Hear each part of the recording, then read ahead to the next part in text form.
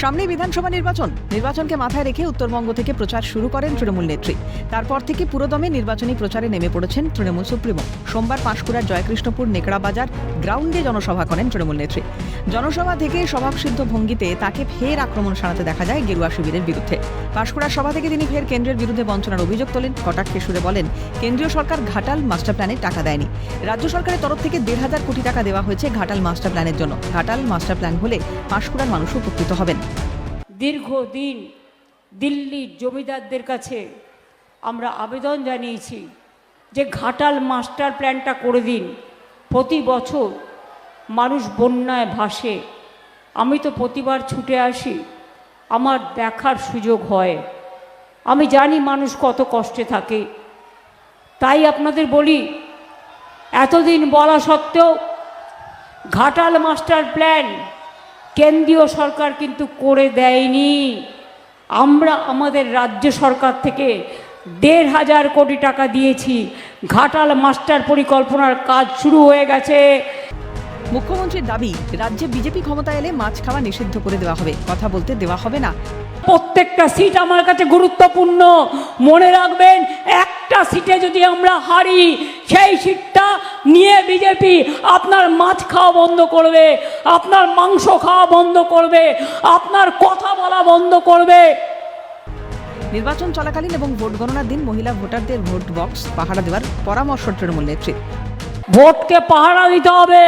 কেউ যদি ভয় দেখায়, এলাকায় আটকে দেয়, মা বোনেরা ওই দিন রান্না না করে, আর করলেও ভোর 4টের মধ্যে রান্না করে বেরিয়ে যাবেন। সারাদিন ভোট বাক্স পাহারা দিতে হবে কাউন্টিং পর্যন্ত। আর কাউন্টিংয়ের দিনও মা বোনেরা মনে রাখবেন, আমি যদি যোদ্ধা হই, আপনারা আমার সহযোদ্ধা।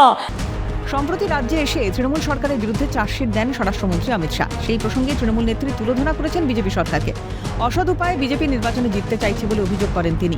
মুখ্য নির্বাচন কমিশনার জ্ঞানেশ কুমারকে ফের ভ্যানিশ কুমার বলে কটাক্ষ করেন মুখ্যমন্ত্রী। তার অভিযোগ, তাকে রাজনৈতিক স্বার্থে ব্যবহার করা হচ্ছে। ইলেকশন আসলে ক্যাশ, হাজার হাজার কোটি টাকা নিয়ে নেমেছে চোরেদের দল।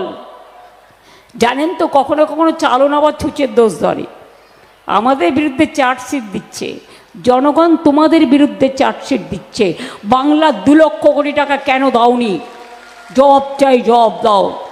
দাঙ্গা করে ক্ষমতা এসছিলে কেন? জবাব চাই, জবাব দাও। কেন ভ্যানিশ কুমারকে ব্যবহার করছো রাজনৈতিক স্বার্থে? জবাব চাই, জবাব দাও। তিনি রেলমন্ত্রী থাকাকালীন পাঁশকুড়ার ফুলচাষীদের কথা মাথায় রেখে বিশেষ ট্রেন চালু করেছিলেন। মুখ্যমন্ত্রীর অভিযোগ, পরে তা বন্ধ করে দেয় বিজেপি সরকার। পরিযায়ী শ্রমিক যারা ফিরে আসতে চাইছেন তাদেরকে রেলের টিকিট দেওয়া হচ্ছে না।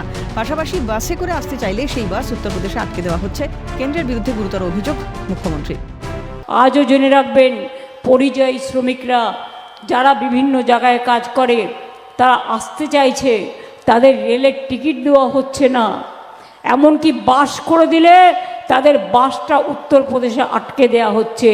এই নোংরা দল, এই ষড়যন্ত্রকারী দল, এই চক্রান্তকারী দলকে চান? বাঙালি অস্মিতায় জোর দিয়ে বিজেপি শিবিরকে ফের বাংলা বিরোধী বলে আক্রমণ তৃণমূল সুপ্রিমোর। এই মাটিতে জন্ম ক্ষুদিরাম।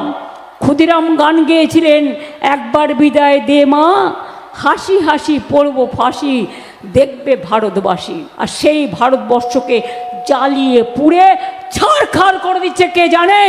এই বিজেপি নামক বাংলা বিরোধী আমাদের শত্রু। বাঙালি অস্মিতা থেকে শুরু করে মহিলা ভোটারদের নির্বাচনে বিশেষ দায়িত্ব পালনের জন্য আহ্বান। মুখ্যমন্ত্রীর প্রতিটি বক্তব্যই নির্বাচন আবহে বিশেষভাবে প্রাসঙ্গিক, তার বলার অপেক্ষা রাখে না। ক্যালকাটা নিউজ।